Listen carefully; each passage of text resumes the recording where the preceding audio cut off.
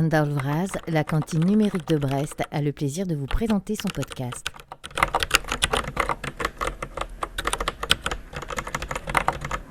Cet épisode est une rediffusion d'un entretien que nous avait accordé Christophe Masuti en 2021.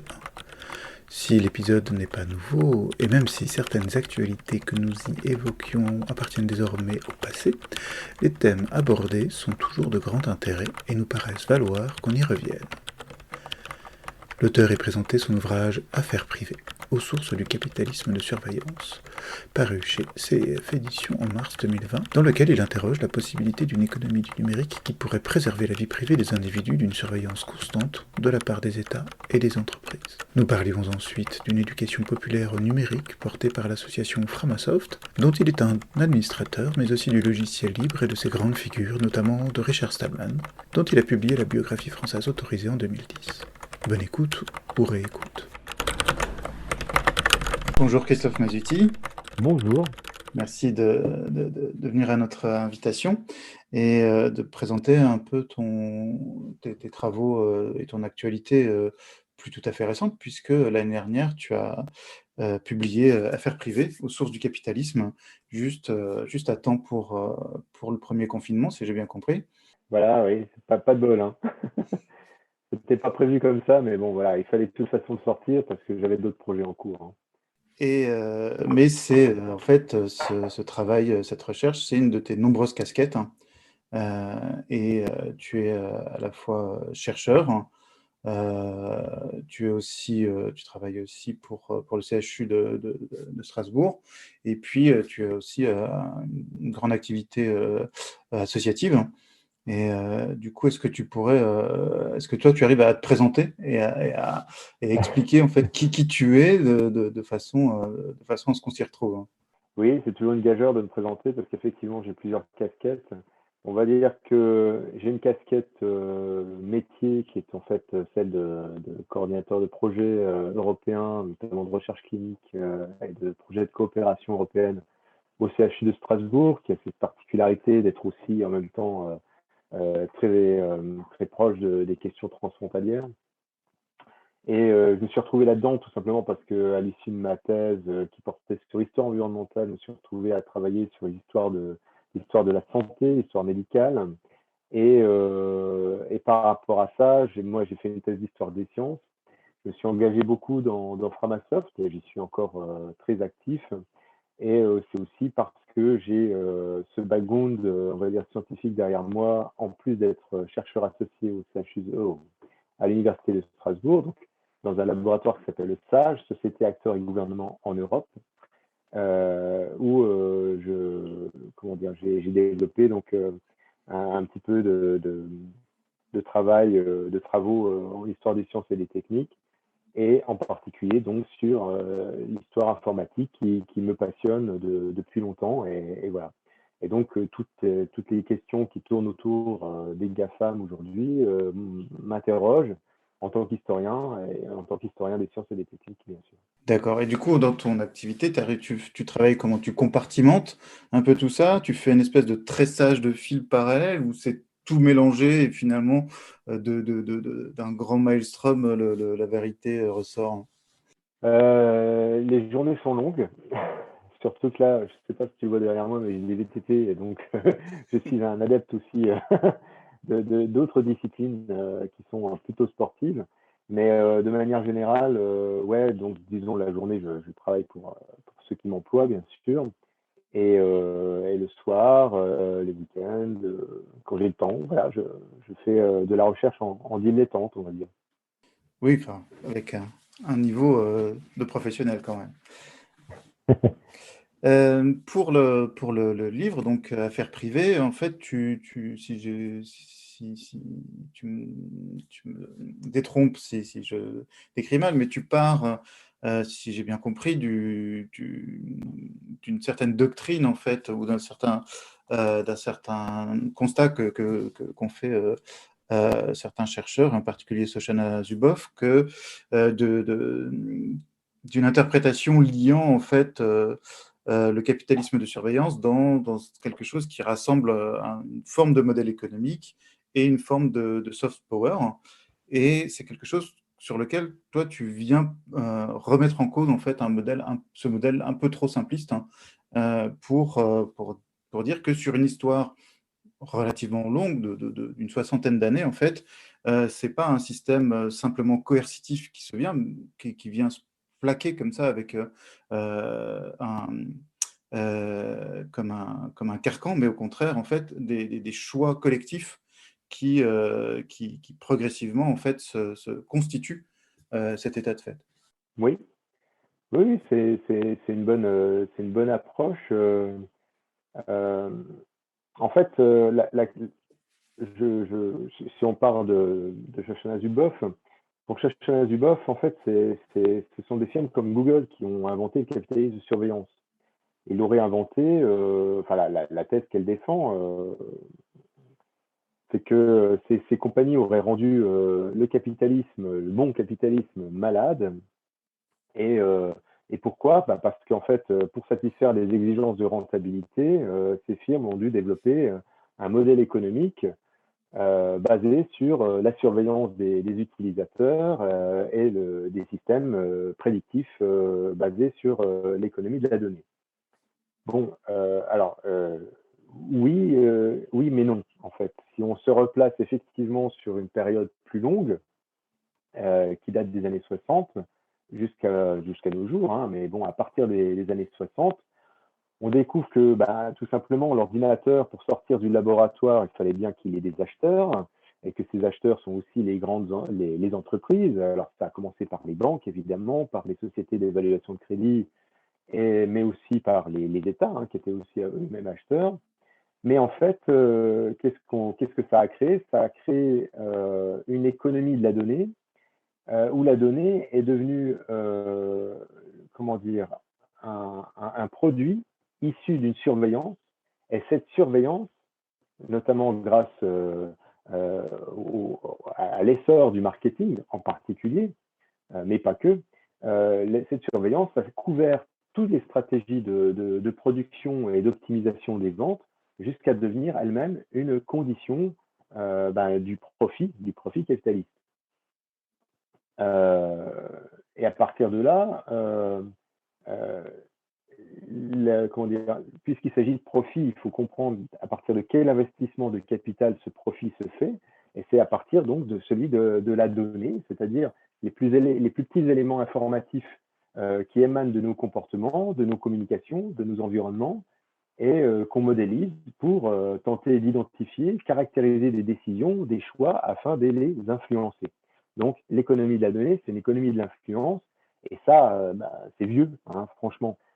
Si on veut aller par là, ça date des débuts du commerce, hein, c'est tellement logique. Simplement, le fait de pouvoir travailler la donnée et vendre la donnée, les sociétés de courtage de données, là en ce moment je fais un papier là, sur l'histoire d'Axiom, hein, qui s'appelait au début Demographic, et qui en fait, Axiom c'est aujourd'hui le plus grand courtier de données au monde, hein, il profite de 50 ans de données de consommation, c'est énorme. Et ils n'emploient pas des mathématiciens qui sont des amateurs, n'est-ce pas? Et pour modéliser tout ça, eh bien, en fait, ça date des années 60. Je veux dire, le fait de pouvoir vendre des données à la demande, modéliser enfin, pardon, de produire des modèles de comportement de consommation, c'est pas nouveau. Voilà. Et donc, c'est ce Donc que en j'ai fait, voulu montrer, c'est qu'en fait, l'histoire de l'économie de la donnée, c'est aussi une histoire technique. mhm. Donc plutôt que de décrire en fait quelque chose qui serait nouveau, donc un capitalisme de surveillance, je ne sais pas si tu as une définition à donner de ça. C'est plutôt en fait un capitalisme de la donnée qui est installé depuis longtemps, pour lequel la surveillance n'est qu'un outil supplémentaire qui s'est développé plus récemment.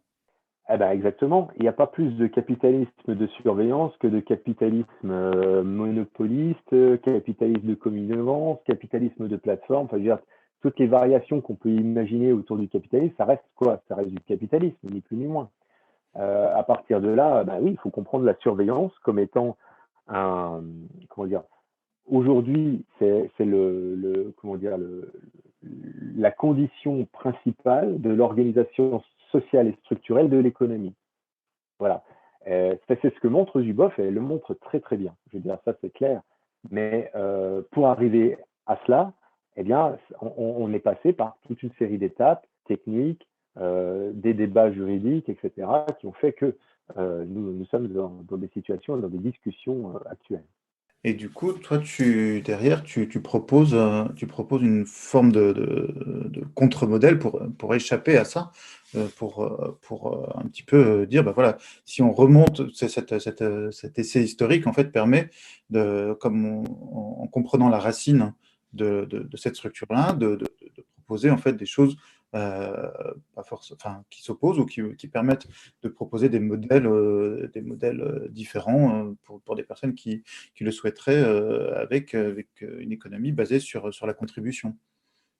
Oui, alors ça, c'est une réflexion qui remonte un peu plus en amont, qui est celle de la condamnation systématique qu'on fait de la surveillance et de l'économie de la surveillance, en la confondant, alors plus ou moins, de manière plus ou moins justifiée, avec la notion de contrôle. Euh, Si on s'en tient à l'analyse, par exemple celle que fait Gilles Deleuze sur la société de contrôle, hein, on en serait là, c'est-à-dire qu'on est réduit à n'être que des sujets soumis à des contrôles, et ces contrôles-là, ils proviendraient de ce qu'ils appellent la société ouverte par analogie, enfin en succédant un petit peu à l'analyse de Foucault et son panoptique. Mais ça veut dire quoi? Ça veut dire qu'on serait que des sujets soumis à des système de contrôle où finalement notre économie qui ferait de nous des consommateurs modélise nos comportements, modélise le marché, en tout cas modélise le marché et fait en sorte que nos comportements se conforment à ce marché. Oui, mais sauf que non, en fait, quand on regarde un peu les choses, et c'est d'ailleurs ce que des philosophes que Michel de Certeau opposait hein, à l'analyse foucaldienne, c'est qu'on n'est pas que des sujets soumis à des pouvoirs, on est aussi des sujets agissants qui ont des pratiques, des manières d'être et des manières de faire. Et en cela, moi, je retrouve ces manières d'être et ces manières de faire à travers, on va dire, deux choses. La première, c'est celle de la volonté de ne pas se soumettre à ce qu'on appelle une prolétarisation de nos mondes numériques. C'est ce que disait Bernard Stiegler, hein, où finalement le numérique nous a prolétarisé, comment dire, nos manières d'être en nous privant finalement de notre vie privée en premier lieu, mais aussi de nos savoir-être et savoir-faire. Et puis la deuxième chose, c'est de dire que quand on voit un petit peu tous les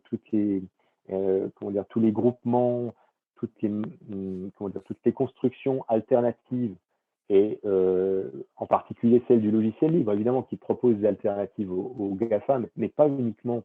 Là, je me réfère toujours à David Graeber et son approche sur la question de Occupy Wall Street, où on voit qu'en fait, des groupes proposent des alternatives et en proposant ces alternatives sont en fait préfiguratifs. C'est qu'en fait, ils créent les objets démocratiques, les objets, comment dire, pratiques, en même temps qu'ils les pensent et qu'ils les font.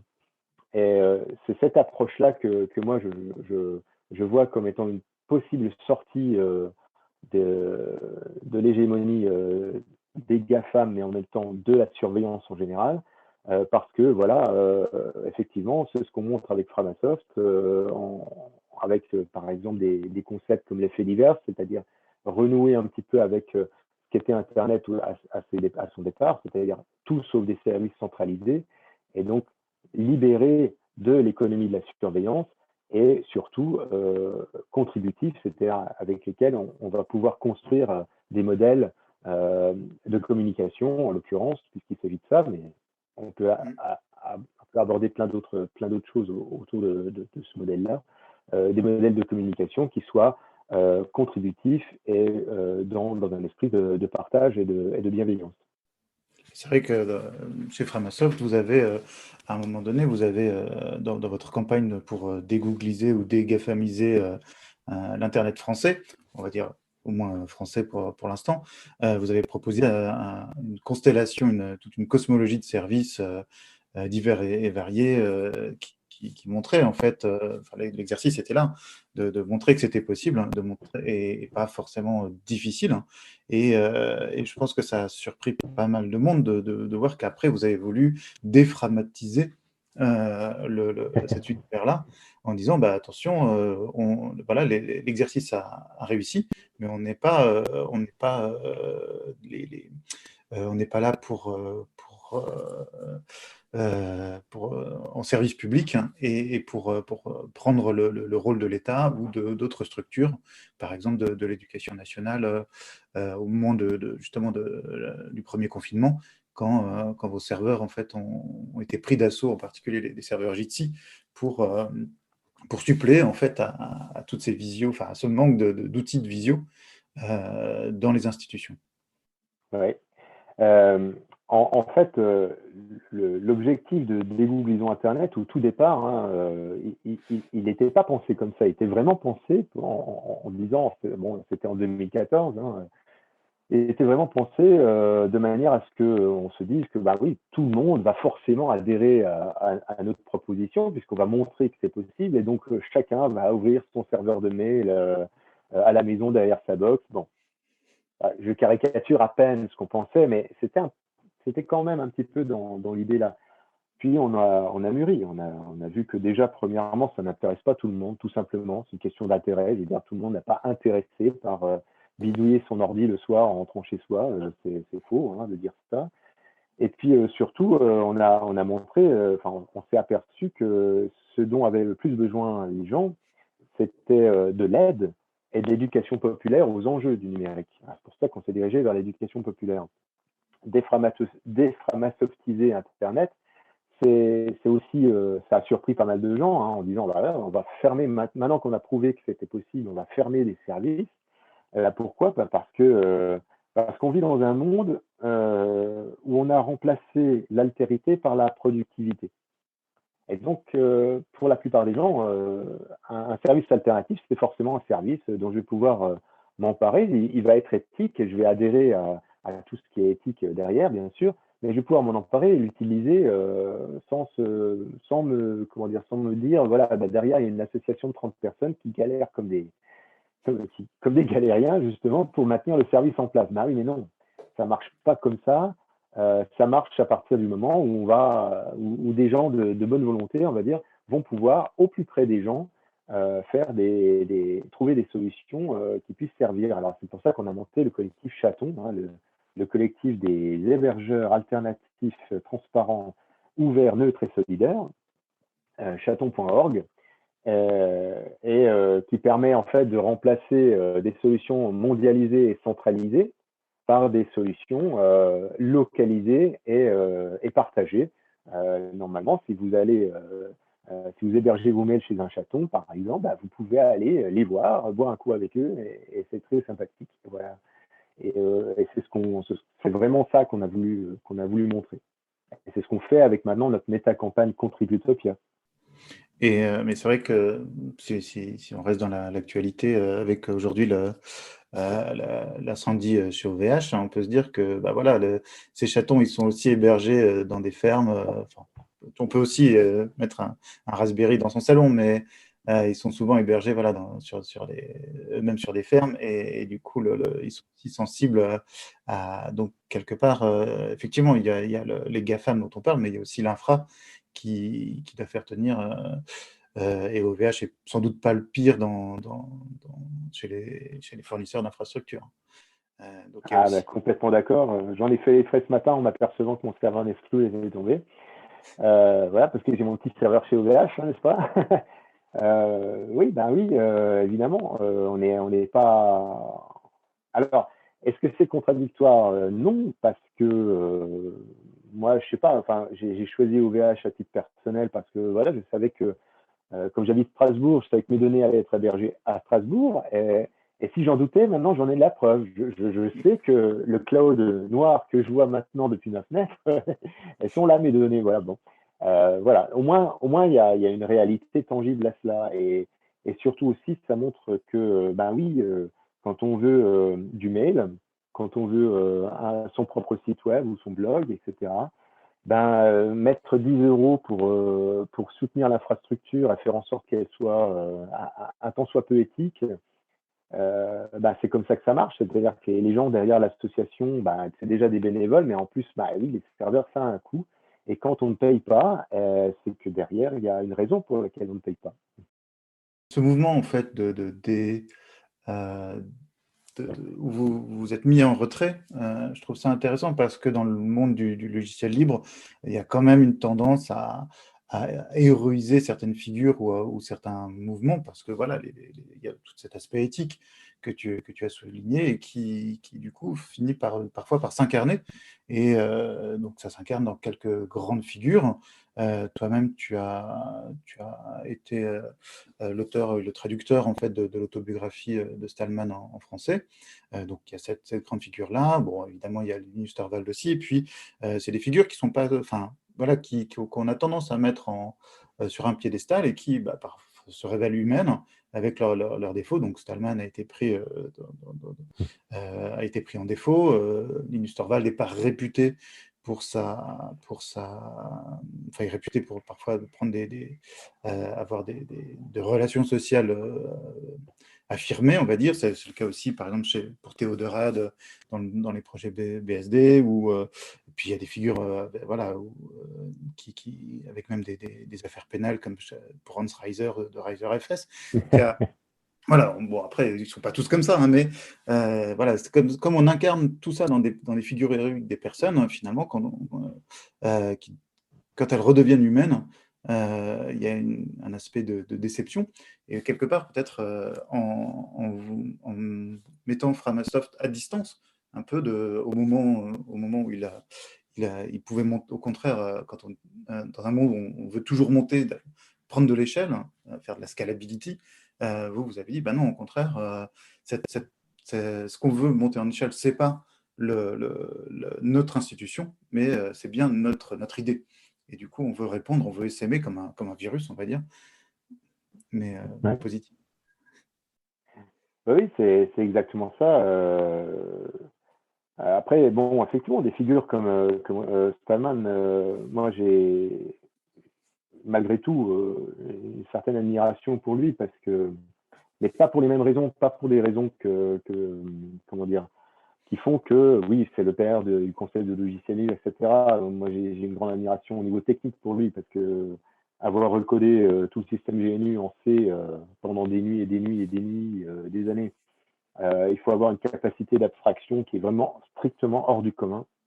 C'est une bête de code, voilà. Mais bon, cela dit, des forts en code, il y en a plein. Il y en a plein et au code Microsoft aussi. Je veux dire, faut pas jeter le bébé avec l'eau du bain. Simplement, nous, ce qu'on veut faire avec Framasoft, c'est qu'on veut se composter nous-mêmes, si on veut. C'est-à-dire que on a montré à un moment donné que effectivement, on a monté en puissance pour montrer que le logiciel libre existait et que c'était vraiment une solution tout à fait viable, sérieuse, avec toutes les garanties qu'on peut avoir. Maintenant, on est en train de développer Peertube, par exemple. On paye vraiment quelqu'un pour développer Peertube, qui est donc une alternative fait divers en pair à pair à YouTube. Euh, c'est pas pour comment dire, c'est pas pour faire concurrence à YouTube.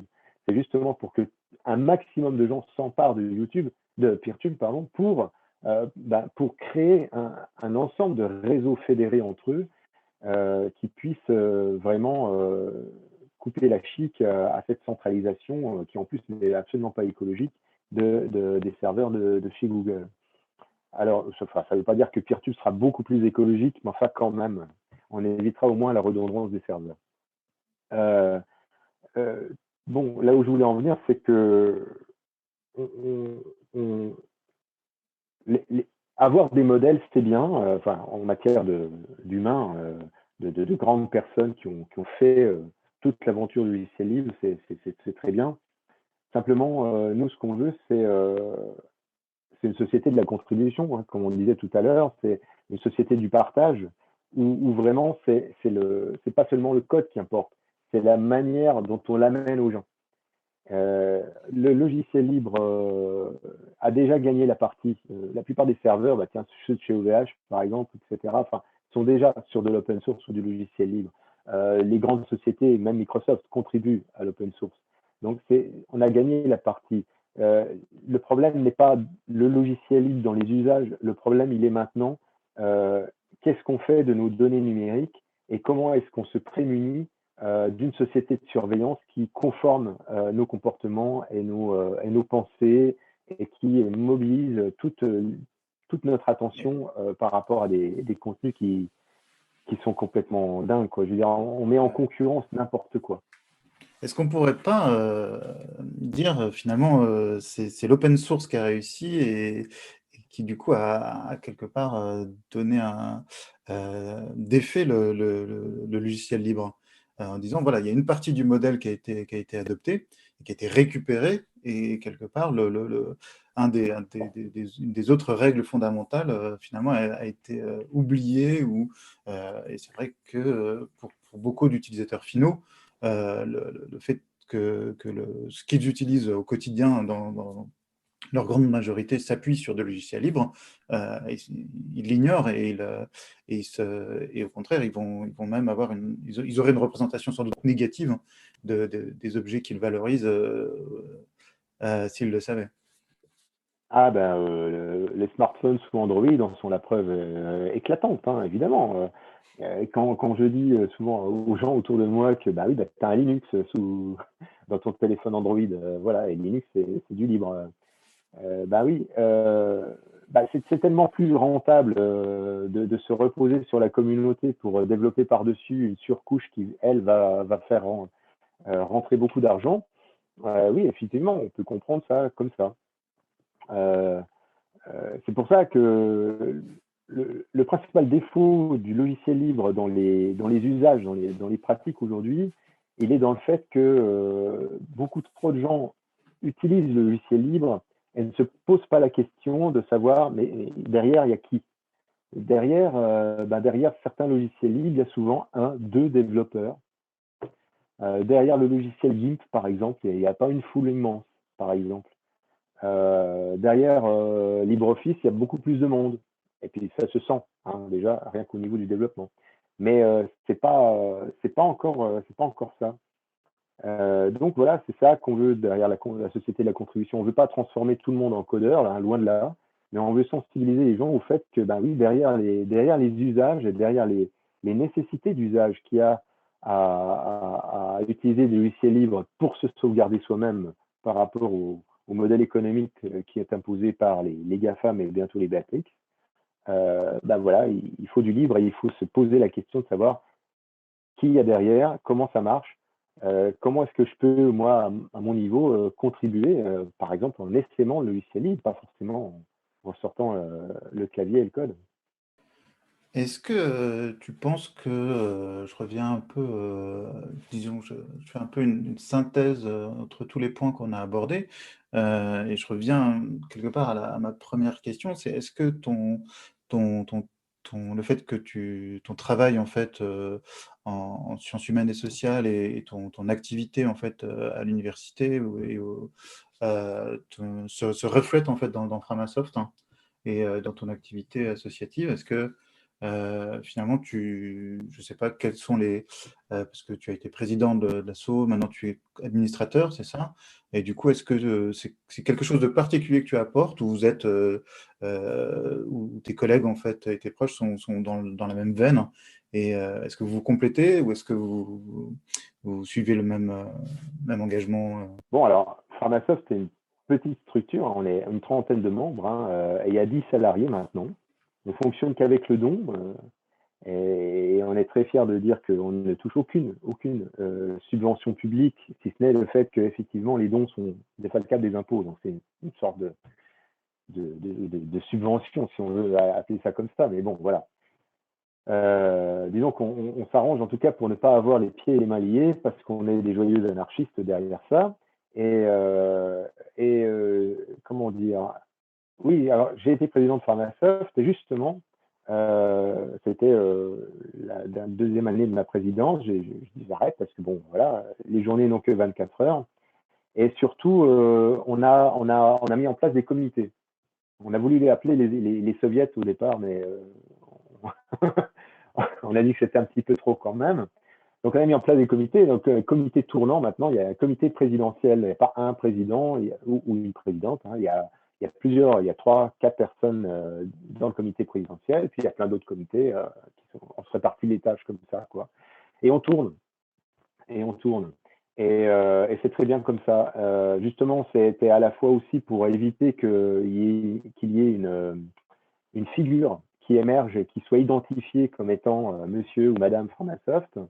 Et puis en même temps, c'était aussi pour, comment dire, la manière de penser la structure, si tu veux, mon activité à moi, mais je veux dire, à Framasoft, on est tous à avoir des métiers relativement différents. Hein. On provient pas tous de la sphère université-école. Hein. Il y a des banquiers, il y a des codeurs, évidemment, il y a des auto-entrepreneurs, il y a des designers, il y a vraiment de tout. Et je pense qu'en fait, c'est l'émulsion de tout ça. Peut-être une vue qui est, pour ce qui me concerne, moi, qui vient de la fonction publique assez hiérarchisée dans un CHU, voilà. Peut-être cette vision-là qui s'est confrontée à d'autres visions beaucoup plus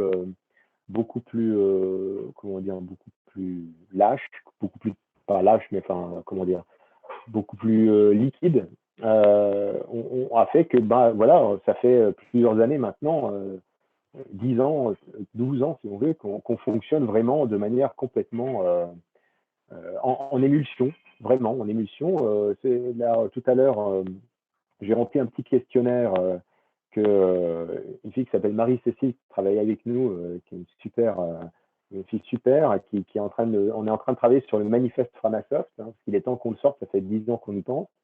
Et donc pour ça, elle a fait un questionnaire pour savoir un petit peu quels étaient nos ressentis, notre manière de voir Framasoft, etc. Et c'était dur, et je pense que les réponses vont beaucoup se ressembler. Il va falloir aller loin pour trouver les différences de représentation de notre propre asso, quoi. Est-ce que si des personnes veulent te contacter ou te suivre sur des médias sociaux, ou est-ce que tu as des entrées à leur conseiller Alors, évidemment, notre instance Mastodon qui s'appelle Framapiaf, on peut me trouver sous mon propre nom, hein, Christophe Masuti, il suffit de taper dedans. Ou bien tout simplement mon nom christophe.masuti@framasoft.org. Voilà, en mail direct, ou alors si on ne sait pas trop si c'est à moi qu'il faut s'adresser ou à l'asso en entier, il y a une seule porte d'entrée pour l'association Framasoft, c'est la page contact de Framasoft. Ça tombe pas dans le vide, absolument pas. On paye quelqu'un pour faire vraiment le système de tickets. Donc, il nous attribue les tickets et vraiment, ça tombe vraiment pas dans le vide. On répond à tout sauf aux injures. Hein. Voilà. Et puis, oui, parce qu'on en reçoit. Hein. Il y a des gens qui ne supportent pas l'écriture inclusive, par exemple. Il faut voir ce qu'on a. Hein. Bon, bref. Et puis, voilà. Mais je pense que c'est facile de me joindre, en fait. Voilà.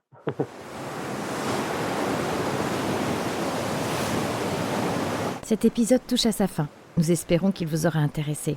Envoyez-nous vos questions, commentaires et propositions par email à coucou@lacantine-brest.net ou via Twitter. À très bientôt.